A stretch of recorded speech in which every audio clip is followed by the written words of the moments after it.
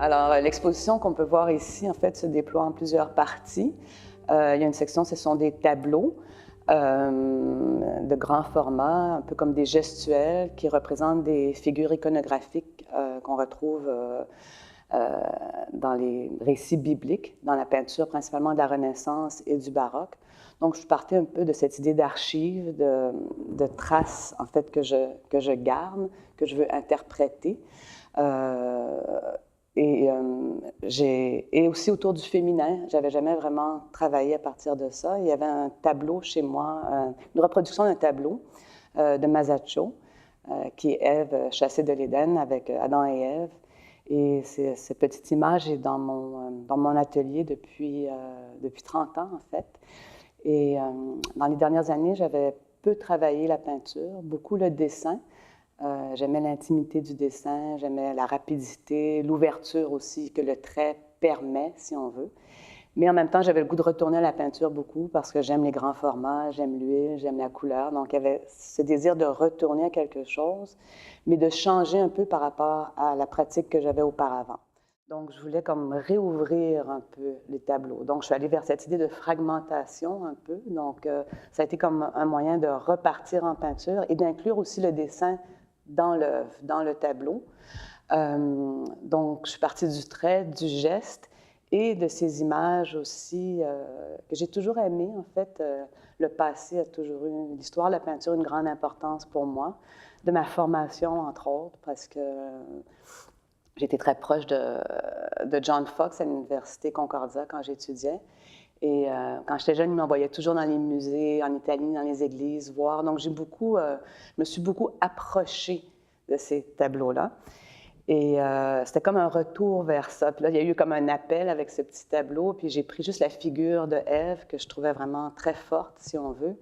Et j'ai comme retracé certaines lignes. Donc, ça appartient aussi au titre.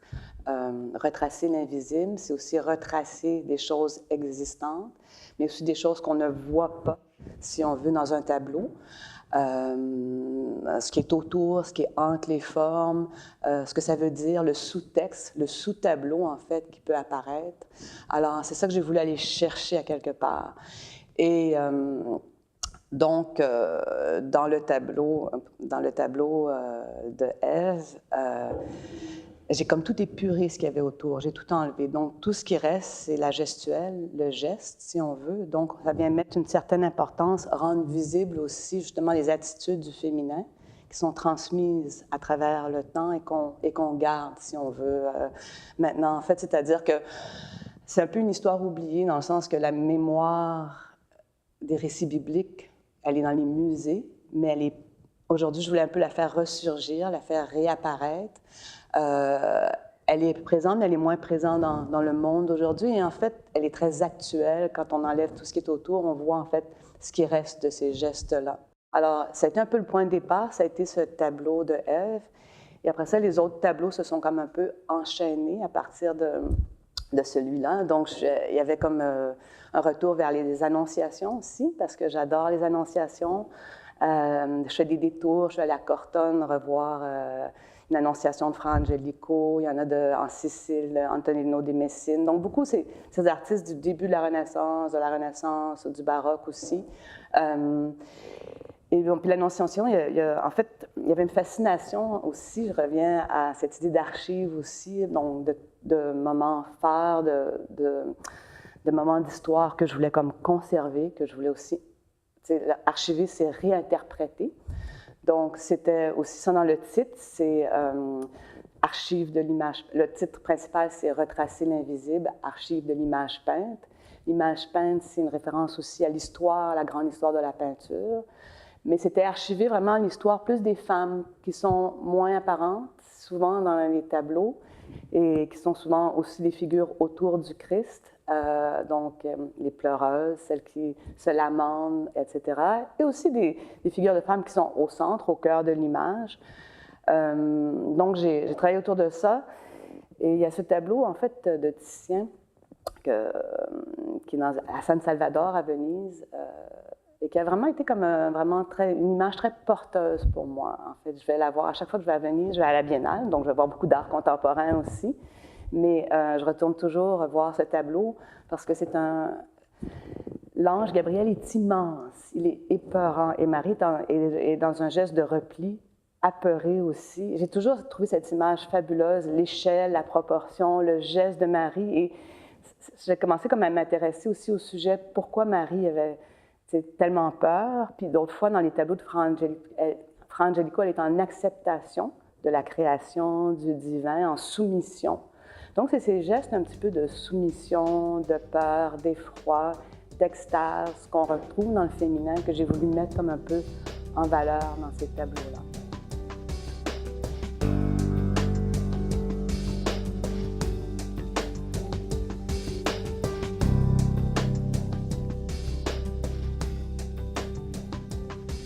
C'est des tableaux sans fin. C'est comme, ça paraît pas, là, mais c'est comme ces tableaux-là, en fait, on dit couches multiples, parce que c'est très... je savais jamais quand arrêter, où ça commençait, parce que je traçais un geste, puis c'était pas tout à fait au bon endroit dans l'espace. Je le retraçais. Après ça, je voulais parler de... Je voulais comme éliminer, garder juste ce qui faisait saisir l'essentiel.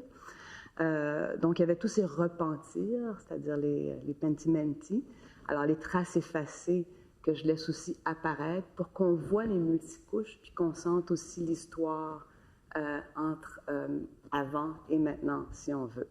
Donc, il y a eu toute cette série de toiles, puis évidemment, j'ai un côté où le geste, la gestuelle, une forme un peu d'expressionniste quand même dans mon trait, dans mon tracé. Je peignais comme ça il y a 30 ans, puis je peignais la figure, puis il y a eu un peu, avec la fragmentation, il y a eu cette forme de spontanéité qui est revenue, qui peut apparaître très spontanée, mais qui ne l'est pas, justement parce que sur le même support, je retrace toujours une autre possibilité, je recommence, jusqu'à ce que j'abandonne, en fait, le tableau. Je dirais que c'est vraiment un abandon pour arriver à ce que je souhaite. Alors, tous les tableaux qu'on peut voir ici ont des références au féminin, ils ont des références à des annonciations, à Ève. Il y a aussi Suzanne, qui est ce mythe biblique aussi, où elle est saisie dans l'intimité de son bain, par deux vieillards, puis un procès qui va être intenté par la suite. Donc, il y a comme une atteinte à sa pudeur. Donc, elle est dans ce geste de repli aussi. C'est le tableau qui est sur le carton d'invitation avec la tache rouge, en fait, qui est un peu comme, qui vient voiler aussi un peu son sexe, qui est comme un peu l'endroit de l'attaque, si on veut. Mais il y a aussi des figures plus fortes aussi dans les dessins. Il y a Judith, qu'on va retrouver, de Judith et Holoferne, qui va trancher, décapiter la tête pour sauver aussi, pour sauver sa ville, en fait. Donc, c'est une femme guerrière aussi. Donc, je tenais aussi à avoir des figures de femmes fortes, de Marie. Mais je dois dire que c'est sûr que dans Marie, on a aussi interprété beaucoup les gestes de Marie. Il y a 5 gestes qui ont été répertoriés au 15e siècle, là, de la soumission, le trouble, et qui viennent un peu dépeindre les différents moments quand l'ange Gabriel arrive et comment elle se sent par rapport au divin et par rapport à, en fait, ce qui va lui arriver, tu sais. Donc, j'ai voulu faire un peu apparaître tout cela dans les tableaux, mais dans une forme aussi dans ce qui est invisible. Tu sais, ça apparaît, mais le tracé du dessin, en fait, ça trace le contour. C'est la ligne de partage entre ce qui est visible et invisible. Un trait, c'est comme une frontière entre les temps, entre les contours. Ça vient décrire l'espace entre, si on veut. Donc, les tableaux sont autour de ça. Il y a aussi une œuvre différente des autres, qui est le tableau de l'arbre, en fait, qui est comme au cœur, si on veut, de l'exposition. Donc, je l'ai mis sur un mur seul. Ce tableau-là est apparu d'une drôle de manière. En fait, c'était parce que je travaillais des figures et j'y arrivais pas, en fait. Je recouvrais, j'arrivais jamais à trouver l'espace que je voulais obtenir, etc. Et ça devenait très lourd au niveau du processus. Puis un matin, j'ai dit, en fait, je regardais une œuvre de Poussin, en fait, qui est La fuite en Égypte. En général, je suis plus dans les œuvres de la Renaissance, mais j'étais très attirée par cette œuvre-là. C'est Joseph et Marie qui doivent quitter, qui doivent fuir l'Égypte. Et Marie se retourne dans un geste assez désespéré avec Jésus dans ses bras. Et puis Poussin aussi, c'est très rigide comme dessin. Puis je voulais exploiter quelque chose à partir de cette œuvre-là, puis qui est une œuvre aussi un peu sur la migration. C'est comme ce déplacement. Ils sont vraiment obligés de quitter leurs racines. Et j'y arrivais juste pas. Donc, à un moment donné, je suis partie, puis je suis partie du paysage en arrière. J'ai juste retenu un ou deux éléments qui étaient un des arbres que je trouvais très beau dans Poussin. Et il y avait ce corbeau qui est un peu comme très caché en haut, ce vautour plutôt, qui est comme la mort, un peu annoncée pour moi. Et donc, j'ai gardé quelques images. Et l'arbre, c'est un peu l'arbre de la vie, en fait, aussi dans la Genèse aussi. On ne le voit pas très bien, mais il y a quelque chose, j'ai gardé quelques traces de la fuite en arrière. Donc, on peut voir au fusain, c'est très, très délicat. Il faut vraiment s'approcher de l'œuvre pour le voir. Mais il y a comme un peu une Marie, un Joseph en fuite dans ce tableau-là. Donc, quelque chose de très dramatique pour moi dans cette œuvre-là. Puis en même temps, c'est la vie aussi, c'est l'ascension, l'arbre, mais c'est l'enracinement. Donc, ça joue cette idée entre le ciel et la terre. Et je trouvais que ça construisait bien le centre de l'exposition.